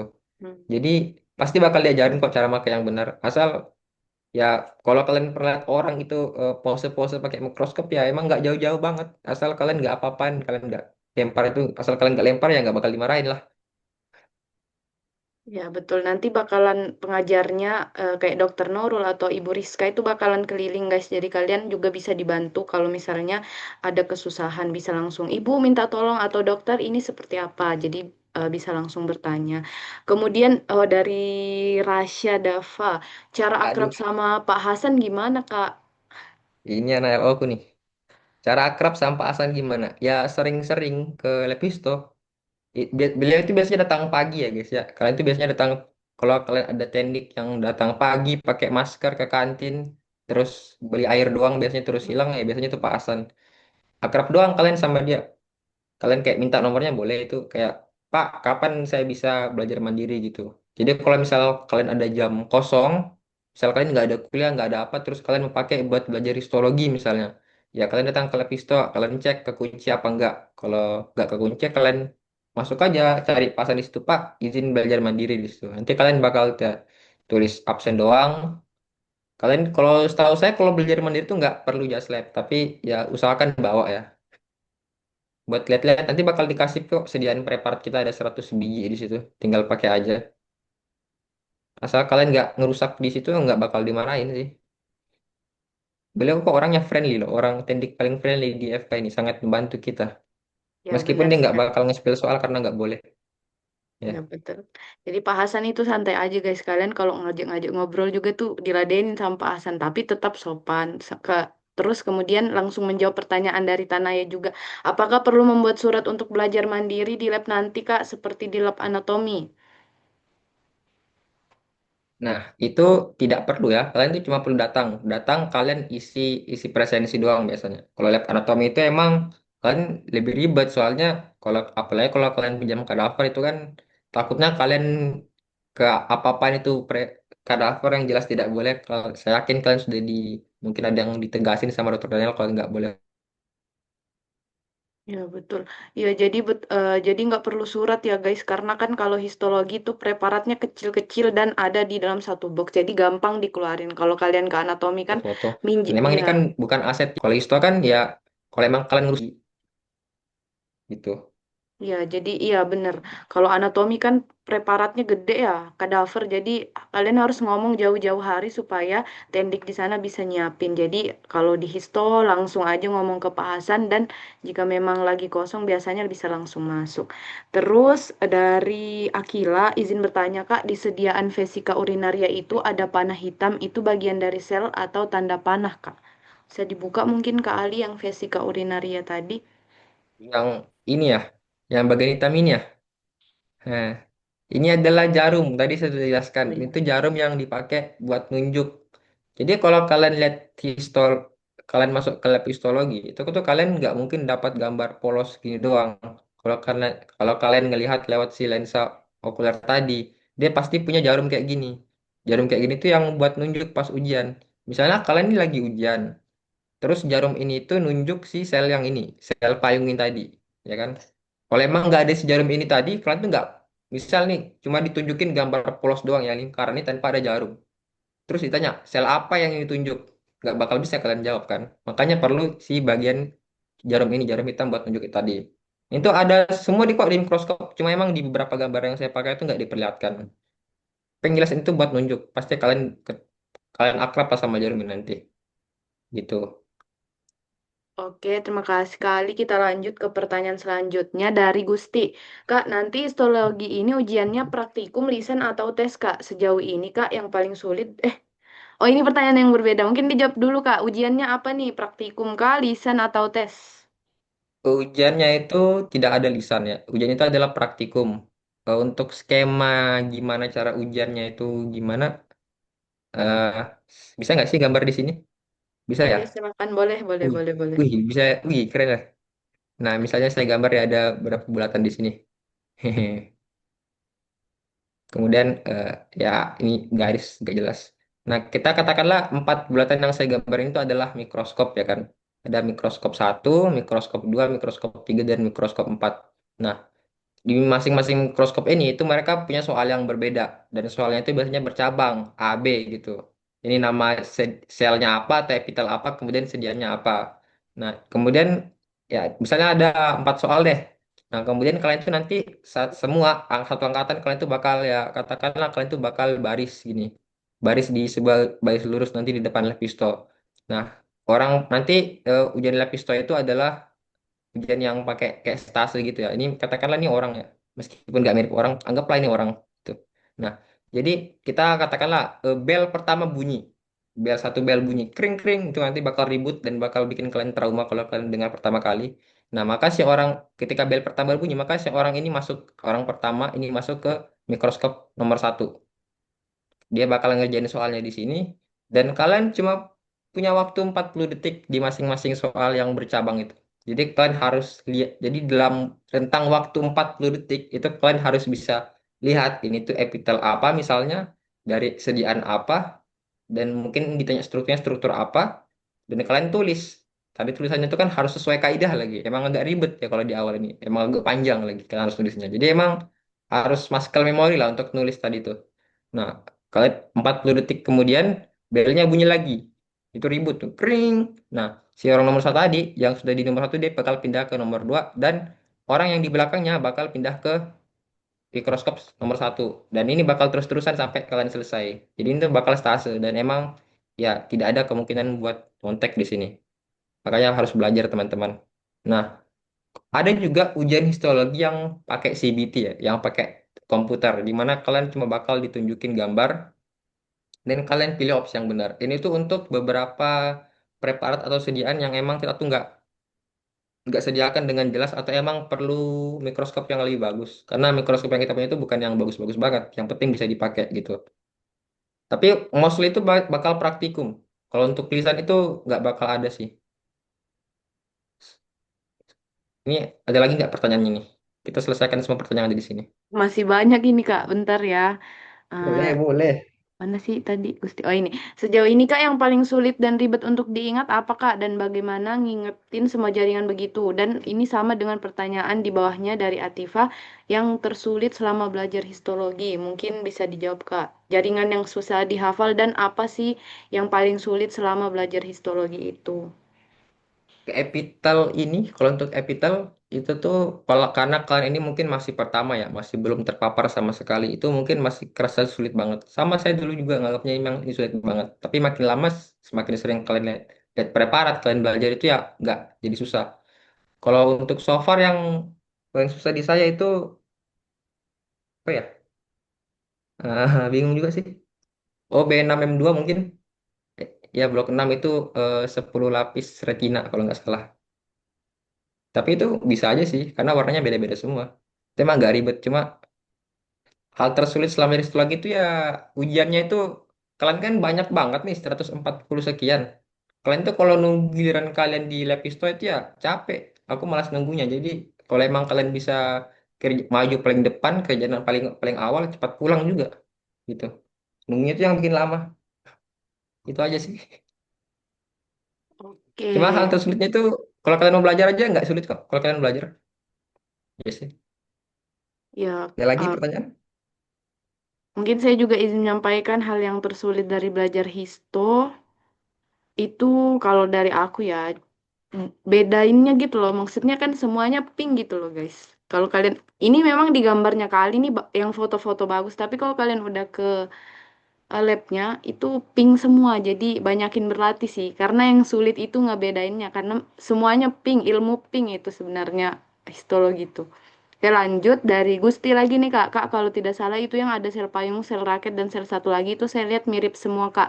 Cara tahu itu sel-selnya gimana Kak? Atau akan selalu berurutan seperti di gambar? Kalau sel tadi yang di transisional itu mereka pasti berurutan kok. Jadi kalau emang yang ditanya bagian paling atas nama selnya apa, pasti sel payung. Di bawah kalau yang ditanya di bagian tengahnya ya pasti sel raket dan bagian paling bawah itu pasti sel basal. Emang sama semua sih bentuknya. Namanya histologi pasti pendapat kalian pas lihat gambar tadi itu kok sama semua? Emang sama semua sih. Cuma ya mereka punya nama khusus dan punya khusus. Emang itu yang bikin susah sebenarnya kalau emang kalian tahu. Tapi kalau kalian emang mau belajar dan udah terbiasa lah, itu nggak bakal terlalu sulit sih itu. Tapi emang dia tuh bakal berurutan terus kok. Sel payung tadi emang dia paling atas, dia memayungi. Dia mewadahi beberapa sel di bawahnya, yaitu sel raket. Dan sel raket ini tuh posisinya ada di atas sel basal. Jadi pasti berurutan kok. Gitu. Oke, Thank you. baik. Lanjut. Mungkin untuk pertanyaannya kita buka sampai 20.20 ya teman-teman. Jadi kalau masih ada yang ingin bertanya silakan untuk chat langsung semua biar kita habiskan. Iya. Kemudian pertanyaan selanjutnya itu dari Nur Aini. Kak, izin bertanya untuk triknya bagaimana Kak biar bisa mudah memahami apalagi banyak banget namanya dan beda-beda takut keliru satu ujian. Trik mudahnya gimana Kak biar nggak terlalu membingungkan nantinya. Dan lanjutannya izin bertanya kalau 40 detik itu gambar preparatnya sudah jelas di mikroskop Oh. atau kita yang atur terlebih dahulu. Untuk pertanyaan pertama, eh, itu ya emang bagian dari masuk kedokteran sih. Kalian harus bisa memahami dengan mudah, kalian harus bisa menghafal informasi dalam jumlah yang banyak dan dalam waktu yang singkat.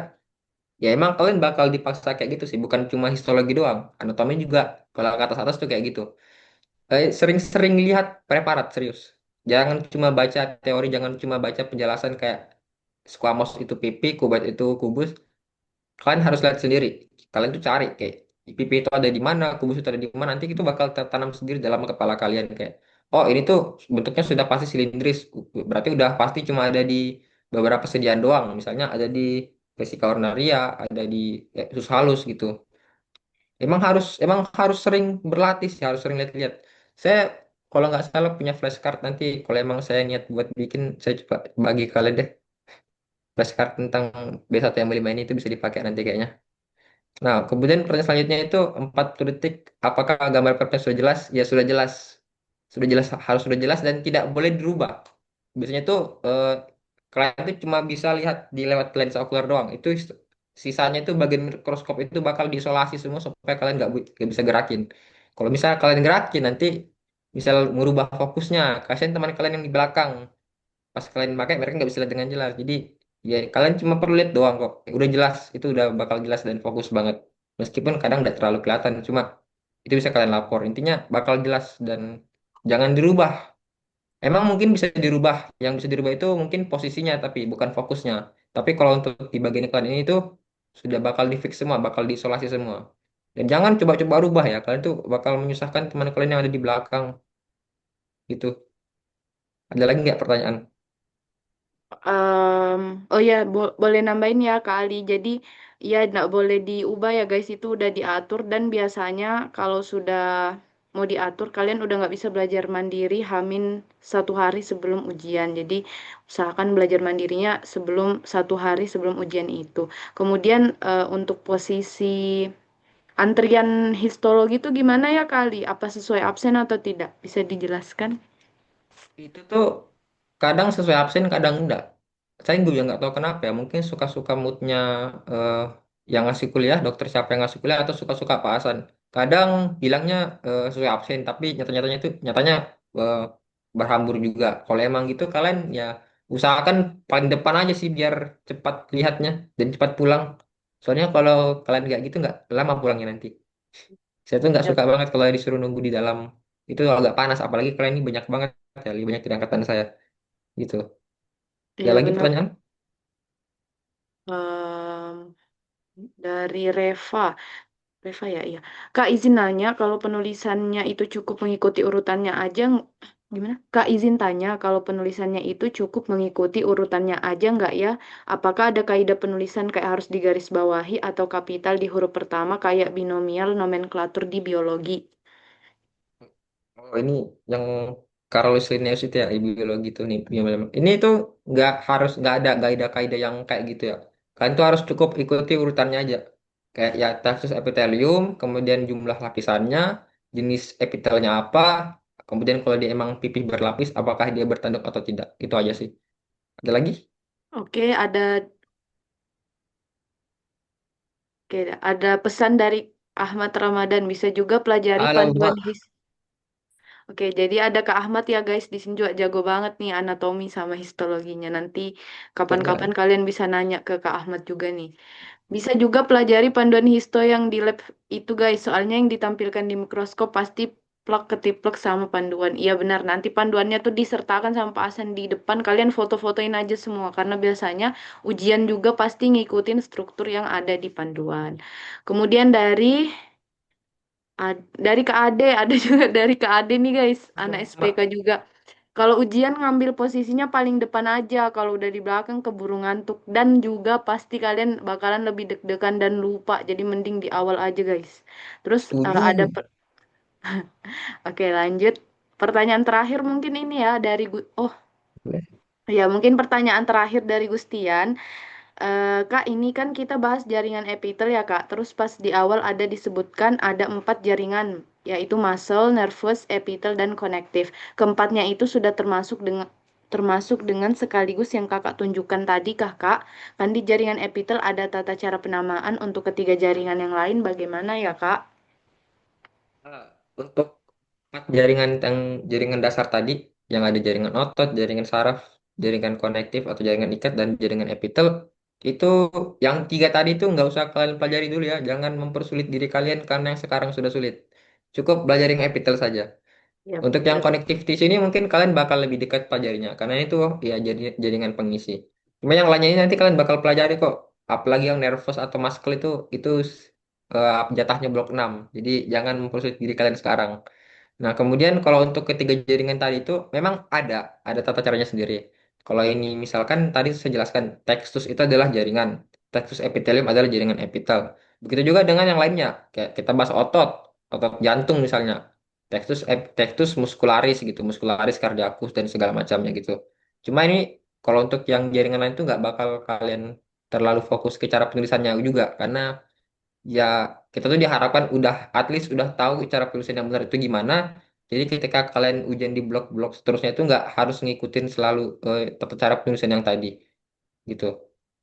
Iya betul ya, jadi Gusti kita belajar di blok satu tuh masih epitel dulu, karena untuk muscle, kemudian connective tissue, nervous itu ada di blok-blok atas, jadi jangan ke belajar yang lain ya, belajar epitel dulu, jangan kemana-mana, biar Betul. pikirannya nggak kacau gitu ya, pikirannya nggak kacau, karena masuk FK aja udah kacau Pak.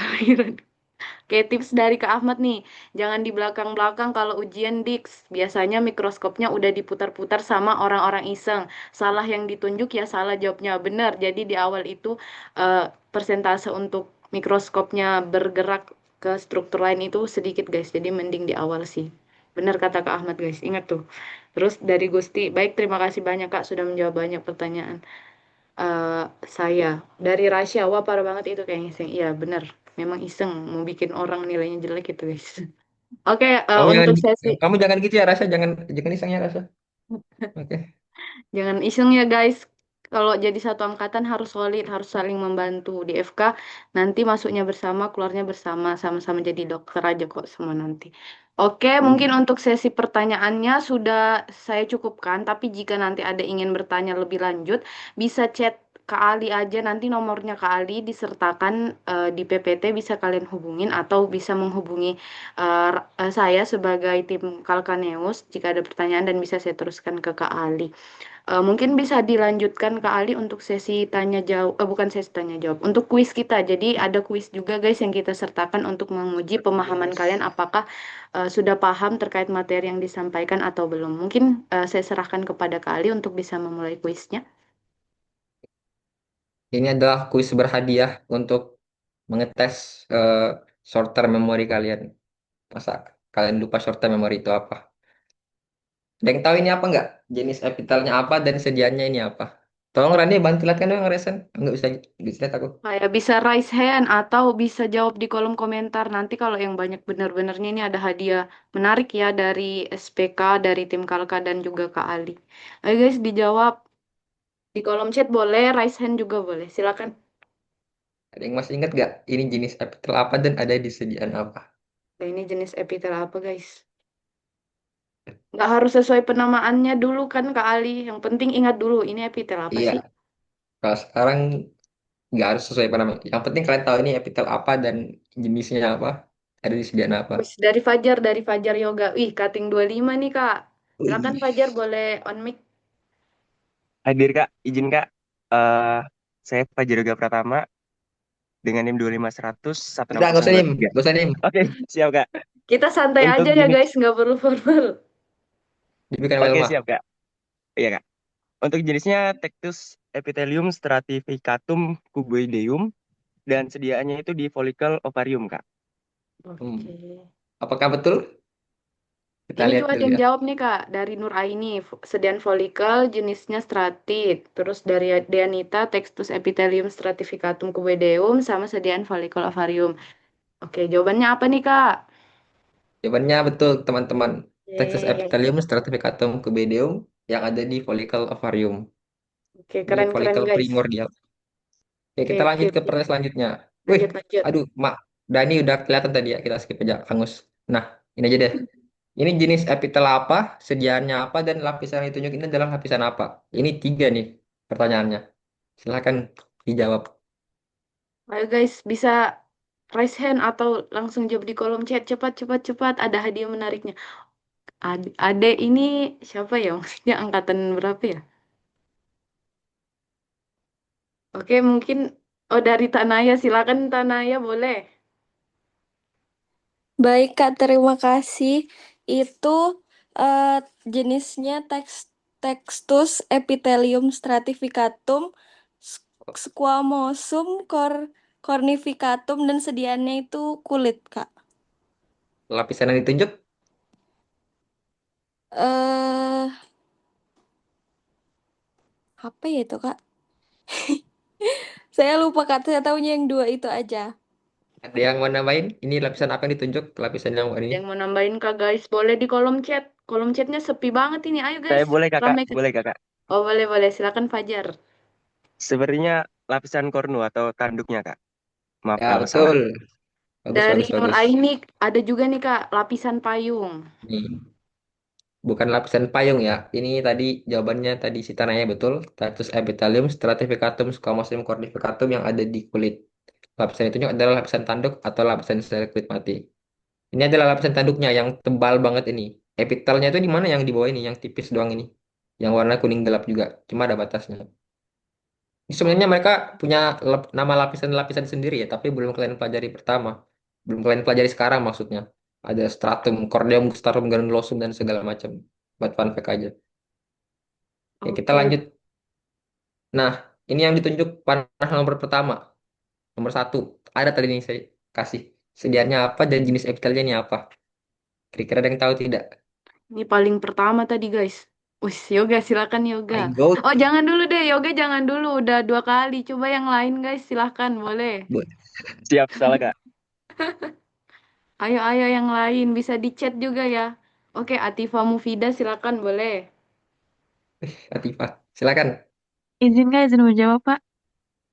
Untuk jenis epitel itu ada Textus Epithelium simplex squamosum, terus sediaannya ada glomerulus ginjal, nggak?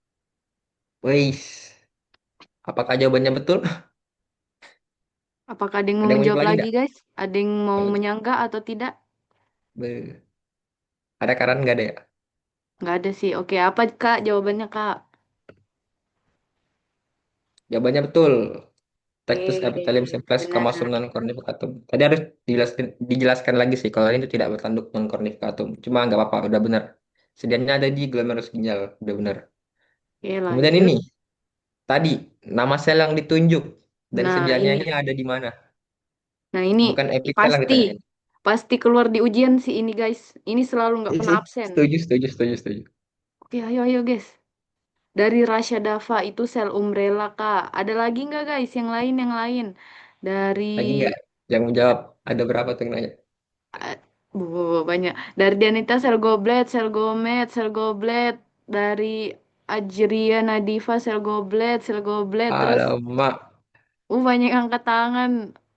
Yang angkat tangan ini juga pasti. Oh, dari Gladys ada apa Gladys ini namanya? Sediaannya belum disebutin guys. Kalian Ya, goblet sediaannya sediaannya apa? juga. Jangan cuma nama selnya. Yang lengkap dong. Oke, baik Kak, izin menjawab. Itu Tectus epithelium simplex kolumner, sediaannya usus halus dan yang ditunjuk adalah sel goblet. Oke. Oke, betul. Banyak banget Mari. guys, benar-benar benar. Di sini yang kalian tuh harus tahu dulu ya. Kalian tuh jangan kalau baca soal histologi nanti meskipun nanti itu waktunya 40 detik dan emang kalian tuh pasti bakal terburu-buru, baca soalnya dengan baik. Karena soalnya itu bisa ada yang beda. Di sini pertanyaan adalah nama sel yang ditunjuk, bukan jenis epitel atau lapisan yang ditunjuk. Nama sel berarti ada sel khusus yang ditunjuk yang punya nama tersendiri. Di sini namanya adalah sel goblet, bukan sel payung ya, ada apa? Ya nggak apa-apa. Nanti belajar lagi sama gue. Oke. Ya, jadi diperhatikan ya guys untuk pertanyaannya. Kalau yang ditanya epitelnya jawab sesuai nama epitelnya. Kalau yang ditanya struktur khusus atau sel apa berarti bukan epitel tapi struktur yang memang ada di situ yang khasnya daripada yang lain apa gitu ya. Jadi diperhatikan. Oke, bisa lanjut kali. Ini selanjutnya jenis epitel apa dan sediaannya ini apa? Wis, dari Tanaya. Mungkin jangan Tanaya dulu. Tadi Tanaya udah. Reva udah nggak ya? Oke, boleh deh Reva. Boleh silakan Reva. Wow. Oke, silahkan open mic kalau mau. Open Izin Kak, mic-nya. untuk jenisnya epitel kuboideum yang simplex disediaan glandula tiroidea. Apakah ada yang ingin menjawab lagi? Lain Ada jawabannya dari Reva ini tadi. Kak, dari Hana Naila Afifa. Itu jenis epitel kuboideum, sediaannya di tubulus renalis Kak. Tadi dari ini siapa? Tanaya mau jawab nggak? Ada yang beda nggak dari Tanaya? Boleh Kak, boleh. Ya. Itu sediaannya glandula tiroidea di kelenjar tiroid Kak. Oh, oke. Beda-beda ya Kak Ali ya. Apa kira-kira jawaban yang benar Kak Ali? Aduh, hai. Jawaban yang benar adalah Plexus epithelium simplex cuboid yang ada di kelenjar tiroid atau glandula tiroidea. Jadi yang benar Siapa tadi yang kok. siapa yang jawab Ku- kelenjar tiroid tadi guys? Kubus Saya Kak, lapis saya. di kelenjar Oh, tiroid. mantap, mantap. Berarti udah lumayan nyantol di pikirannya nih Kak Ali. Mantap, mantap. Oh ya, glandula Lanjut. tiroidea itu nama lainnya kelenjar tiroid. Glandula itu artinya glands, dalam bahasa Indonesia artinya kelenjar. Fun fact Benar-benar. aja. Oke. Anatomi itu. Nah, selanjutnya Oke, ini bisa lanjut nama guys. struktur yang ditunjuk dan sediaannya. Ini nama strukturnya ya, bukan jenis jenis sel atau jenis epitelnya. Ada yang masih ingat? Dan Ada yang sediaannya mau ini jawab gimana? nggak guys? Bisa raise hand atau angkat tangan, raise hand atau chat di kolom komentar. Ini paling khas ini tadi dijelasin. Yoi. Dari Apakah ada Hana Naila, sterosilia, sediaannya apa Hana? strukturnya dan sediaannya? Ini kalau kalian ujian ISO tuh pasti soalnya bercabang, guys. Pasti dia nanya Iya. antara nama struktur atau nama sejenis alat episode dan juga Banyak sediaannya. banyak. Dari ya Jadi dari cuma setengah-setengah. Dari Fajar katanya strukturnya sterosilia, sediaannya epididymis. Dari Nuraini, epididymis sediaannya strukturnya sterosilia. Terus dari oke. Dari Reva apa Reva? Sama atau beda? Sama atau beda? Izin Kak, sama Kak. Dari Oh, baik. struktur Oke. sterosilia sediaannya di epididymis. Oke, Oke. jawabannya apakah benar Kak Ali? Semuanya jawab yang sama. Betul. Sterosila yang ada di Yeay. epididymis. Mantap guys. Dan kita lanjut ke soal selanjutnya ini. Nama sel yang ditunjuk oleh jarum warna hitam. Ini jarum ya, jarum hitam. Nama sel yang ditunjuk dan nama epitelnya. Saya nggak nanya sediaannya sekarang. Coba, ada yang bisa jawab? Ayo guys, jawab guys. Ada yang bisa jawab nggak? Lihat bentuknya mirip apa. Oke, silakan Akila. Boleh Akila, silakan on mic. Baik, izin menjawab, Kak. Jadi itu yang ditunjuk itu sel payung, di tekstus epitelium Sel payung dan transiorame, epitelnya epitel di di mm, mana? Saya nggak setidaknya tadi jawabannya di apa? Sel payung di epitel transisional ya. ya, Apakah ada yang punya jawaban berbeda, teman-teman? Dari Hana, sel payung di transition, bukan mungkin sel payung di Sel payung epitel transisional ya, bukan di transisional. Di itu sediaan berarti kalau bilangnya. Oke, jawabannya betul. Ya, teman-teman itu adalah sel payung Benar. yang ada di Textus epithelium transisional. Ya, Masih ada mantap nggak soal guys. ini? Oh, ini soal mikroskop, tapi udah dijawab. Ya udah ini aja deh. Nah, ini nama lensanya yang ditunjuk lensa apa dan pada lensa yang ditunjuk, ini yang warna kuning, itu perbesarannya berapa? Kira-kira ada yang masih ingat nggak tadi? Ayo guys, ini soal ini oh, Fajar Yoga sama Soal Akila. mikroskop nih, saya taruh di akhir sengaja. Oh ya, oke silakan Fajar Yoga. Izin Kak, untuk nama lensanya itu lensa objektif yang dekat dengan preparat, kemudian untuk perbesarannya kuning 10 kali Kak. Apakah Apakah ada yang betul ingin menjawab jawabannya? lagi? Apakah ada Ada yang nggak ingin lagi yang menjawab lain guys? ini Oke, kita mikroskop apa hitung. yang awal nih? 3, 2, 1. Oke, dijawab Kak. Apa jawabannya Kak? Betul ya, ini lensa objektif Yeay. yang perbesaran itu 10 kali, soalnya dia warna kuning. Nanti saya kasih kok PPT-nya ini. Ya, Oke. nanti bisa Eh, dipelajari. untuk sekarang mungkin udah itu aja ya. Kalau ada yang mau kalian tanyakan di luar ini, di luar KKNS yang saya kasih hari ini, silahkan cari saya di Instagram atau chat saya via WhatsApp. Oke, mungkin itu aja sih dari Kak Rania. Saya kembalikan ke Rania deh. Makasih. Oh iya, terima kasih ya Kak Ali. Sebelumnya ini saya izin menyampaikan dari Kak Intan. Jadi Kak Intan ini guys, for your information. Jadi Kak Intan ini nilai histonya nggak pernah kurang dari 95. Queen of Histologi di angkatanku ini Kak Intan ya. Jadi izin menyampaikan pesan dari Kak Intan. Kak Rania aku izin tambahin ya kalau boleh. Pas ujian nanti sebelum masuk ruang ujian baca doa dan tenangin diri kalian dulu karena jujur Bel pas ujiannya nanti bikin kaget dan juga panik. Sediain pulpen juga, mau bawa pulpen tambahan juga boleh. Usahain pas ujian nanti fokus ke pertanyaan dan kalau udah lewat 20 detik tapi kalian belum tahu jawabannya, jawab aja dengan istilah yang kalian udah pelajari. Sedikit tips buat identifikasi itu adalah kalian tahu dulu kalian lagi lihat preparat apa. Cara tahu cepat kita lagi ngelihat apa di histo ya belajar mandiri sambil pahamin teorinya. Wih, mantap Kak Intan. Terima kasih ya Kak Intan atas tipsnya. Ini tips dari Queennya loh guys, Queen histologinya. Karena nilainya nggak pernah kurang dari 95. Gila, keren Kak Intan. Em, Ini sepuh guys. Sepuhnya Wes, sudah ngomong. sepuhnya Ya. sudah ngomong ini guys. Sepuh daripada sepuh adalah Kak Intan. Dari Kak Ade, makasih semua. Makasih Kak Ali dari Fajar Yoga. Kak, saya lagi Oceans dan Engines Era. Wis, keren, keren, keren. Makasih juga Rania dan GG Kak Ali. Oke, terima kasih banyak semuanya. Mungkin sebelum kita tutup, teman-teman bisa on cam terlebih dahulu supaya kita bisa mendokumentasikan kegiatan kalka kita pada malam hari ini. Saya berikan waktu ya untuk bisa on cam sampai 20:39 mungkin teman-teman bisa on cam dulu biar kita bisa foto. Mantap, mantap guys. Ya nggak apa-apa yang lagi rame ada di acara keluarga nggak apa-apa nggak on cam atau mau on cam juga nggak apa-apa. Nggak memaksa kok guys yang mau aja. Keluarga asuh guys. Kita keluarga ya guys, keluarga keluarga asuh Kalkaneus. Oke, sudahkah semua membuka kameranya? Oke, 20:39 kita mulai foto ya. Wah, keren angkatan kalian sangat banyak ya yang masuk keren keren keren. Follow IG ku guys by the way. Oh ya, follow IG Kak Ali ya guys. Kakak LO Wellman. Mana ada L1? Mana ada L1? Oke, 20 titik. Oke, kita mungkin foto formal dulu ya sebentar.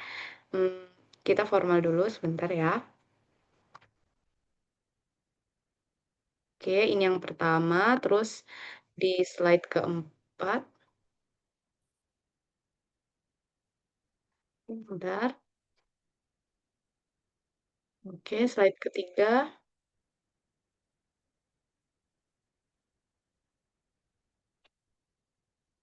Ya, lalu slide keempat.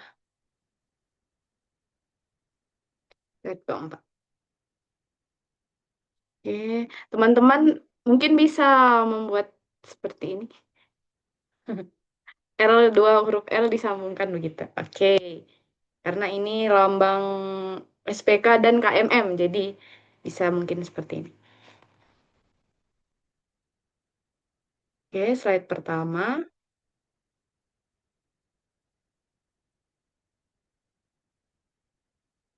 Slide kedua.